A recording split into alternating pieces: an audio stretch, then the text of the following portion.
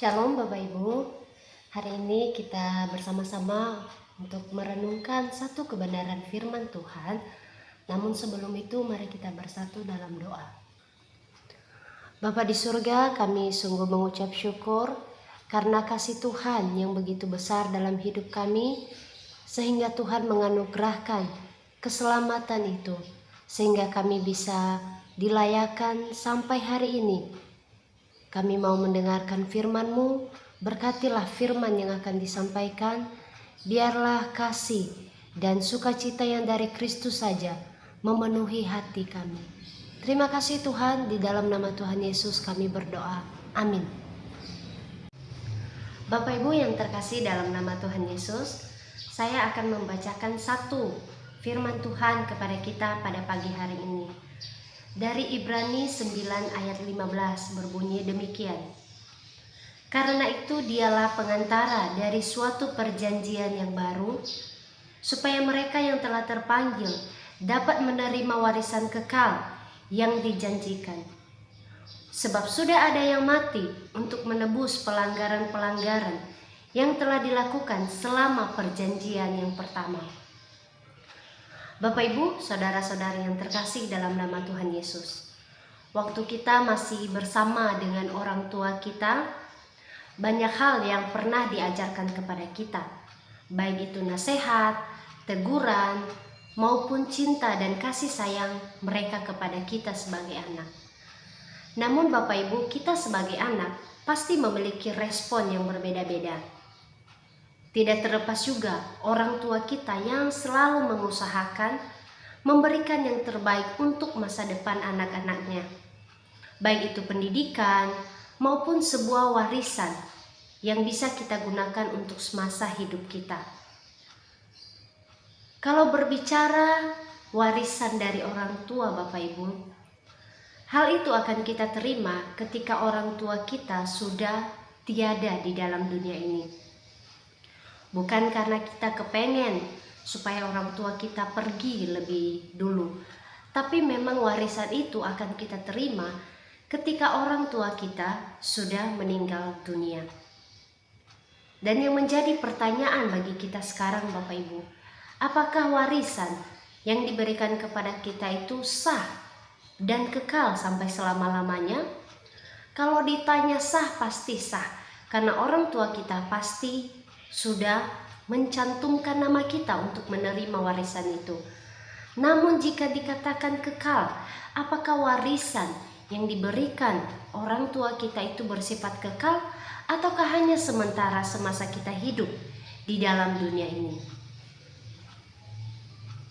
Bapak Ibu saudara-saudari, jika ditanya warisan yang kekal dan bersifat selama-lamanya itu bagaimana agar kita bisa mendapatkan itu? Mari kita melihat kebenaran firman Tuhan dari Ibrani 9 ayat 15. Tema kita pada hari ini adalah warisan yang sah. Sesuai yang kita sudah baca di Ibrani pasal 9 ayat yang ke-15 tadi. Ketika firman Tuhan berkata bahwa ada seseorang perantara yang akan memberikan kita sebuah bagian yang kekal. Dan lebih jelas kalau di terjemahan baru yang kedua, di situ dikatakan warisan yang kekal.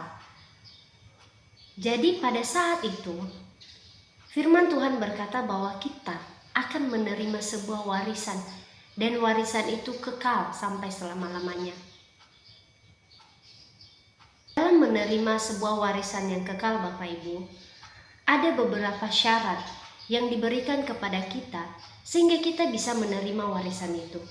Yang pertama adalah ada pengantara. Yang kedua, adanya kematian.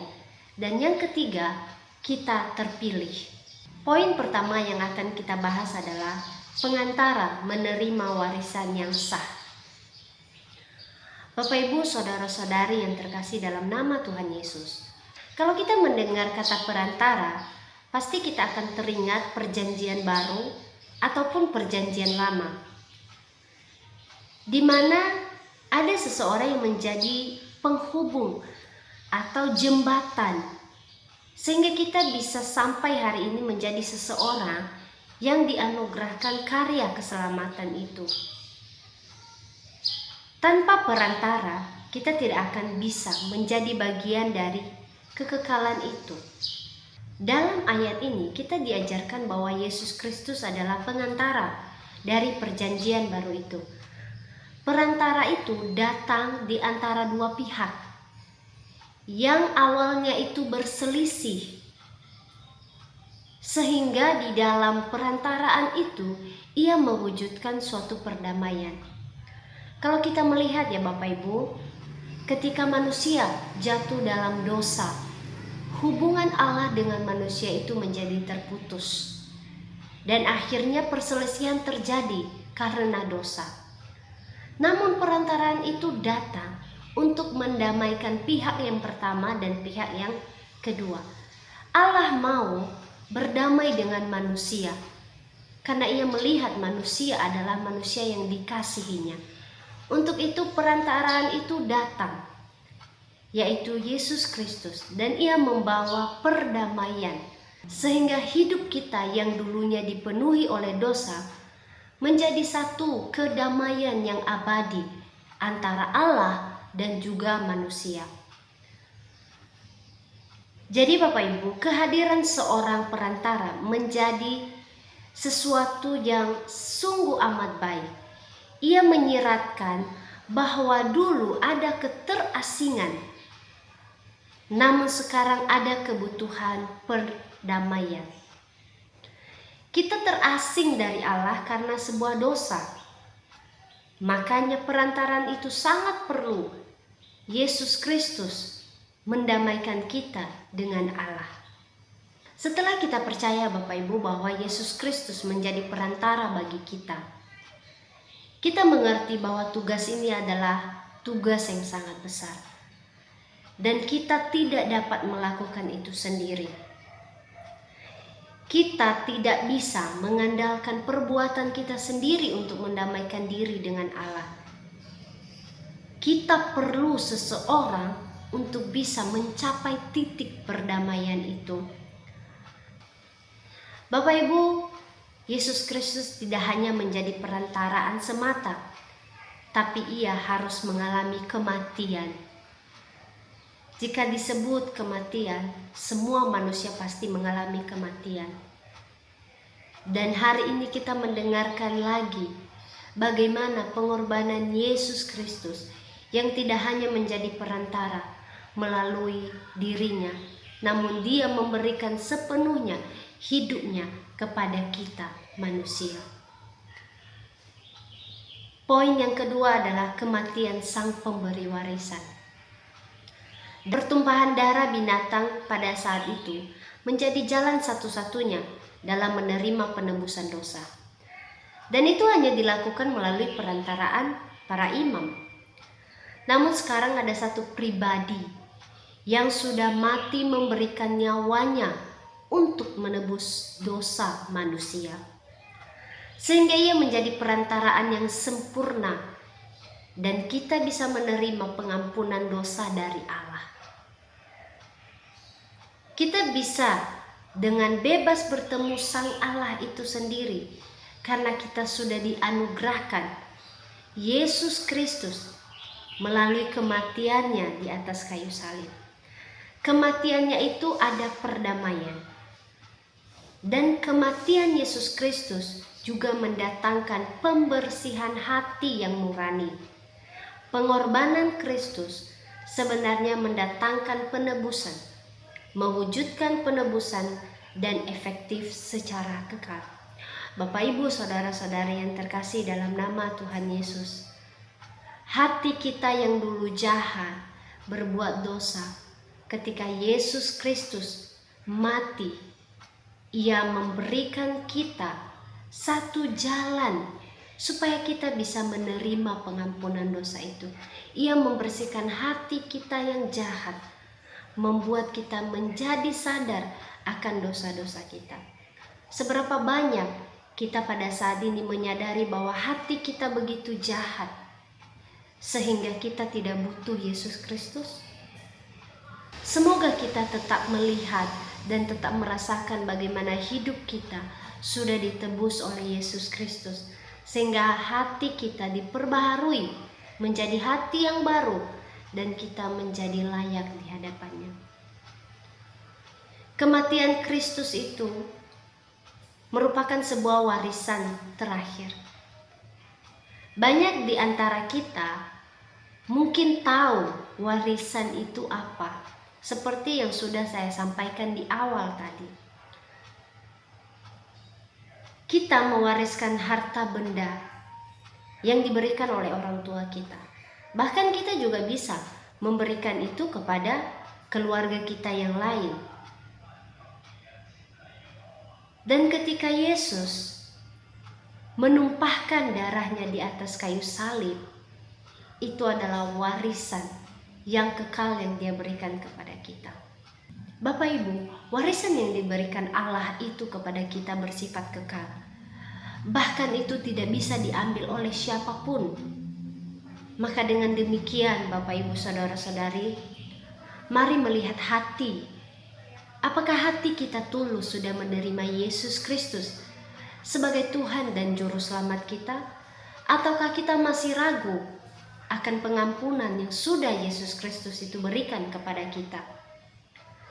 Kita sudah dianugerahkan perdamaian antara Allah dengan kita manusia berdosa. Kita diberi kekuatan, penguatan, pegangan supaya kita bisa menjalani hidup kita di dalam dunia ini dengan bersandar kepadanya. Bapak Ibu saudara-saudari, Yesus tidak hanya menjadi perantara. Ia mengalami kematian supaya warisan itu diberikan kepada kita. Dan ketika kita sudah terpilih, maka kita akan menerima warisan itu. Bapak Ibu, saudara-saudari yang terkasih dalam nama Tuhan Yesus, Allah itu menghendaki semua manusia menerima warisan itu. Satu pun manusia di dunia ini tidak mau Ia biarkan mati dengan sia-sia. Yesus Kristus mati untuk semua orang, untuk semua bisa menerima warisan tersebut. Namun Bapak Ibu, satu hal yang perlu kita ketahui, bahwa manusia di dunia ini punya respon yang berbeda-beda. Manusia bisa menolak, manusia bisa menerima, dan bahkan manusia punya pilihan apa saja. Untuk itu kita sebagai orang percaya yang sudah dianugerahkan keselamatan itu Bapak Ibu, mari kita mengakui dengan iman percaya kita bahwa ketika kita menerima Yesus Kristus sebagai Juru Selamat kita, kita percaya bahwa kita sudah dibenarkan oleh karena darahnya. Tidak terlepas juga dari peran Roh Kudus yang sudah mendiami hati kita ketika kita menerima Yesus Kristus sebagai Juru Selamat kita. Bapak Ibu saudara-saudari, pasti banyak tantangan, banyak halangan yang mungkin membuat kita ragu akan pertolongan Tuhan dalam hidup kita. Tapi percayalah, warisan yang diberikan kepada kita melalui Yesus Kristus itu sah dan kekal sampai selama-lamanya. Kita tidak perlu takut Bapak Ibu, karena Yesus Kristus memberikan kita pegangan, memberikan kita kekuatan melalui Roh Kudus itu sendiri. Di dalam kebenaran firman Tuhan ini Bapak Ibu, kiranya kita juga melihat hati kita. Apakah tulus, apakah sungguh mengasihi Tuhan, menerima Tuhan sebagai Juru Selamat kita. Biarlah firman Tuhan yang sudah kita dengar pada pagi hari ini menjadikan kita semakin kuat. Karena tanpa Yesus Kristus, kita tidak akan pernah menerima warisan itu. Mari kita berdoa. Bapa di surga, kami bersyukur karena hari ini Tuhan memperdengarkan kami kebenaran firman-Mu yang mengajarkan kami untuk hidup seturut dengan kehendak-Mu. Warisan yang Tuhan sudah berikan kepada kami menjadi satu pegangan kami untuk terus hidup di dalam kebenaran firman-Mu. Kami mau supaya apa yang Tuhan sudah berikan kepada kami menjadi bagian kami seutuhnya, tanpa diambil oleh siapapun. Terima kasih Tuhan, berkatilah setiap kami yang mendengar, Biarlah Roh Kudus-Mu yang memimpin hati dan pikiran kami, dan kami mengakui bahwa Yesus Kristus adalah Tuhan dan Juru Selamat kami satu-satunya. Terima kasih Tuhan, di dalam nama Tuhan Yesus kami berdoa. Amin.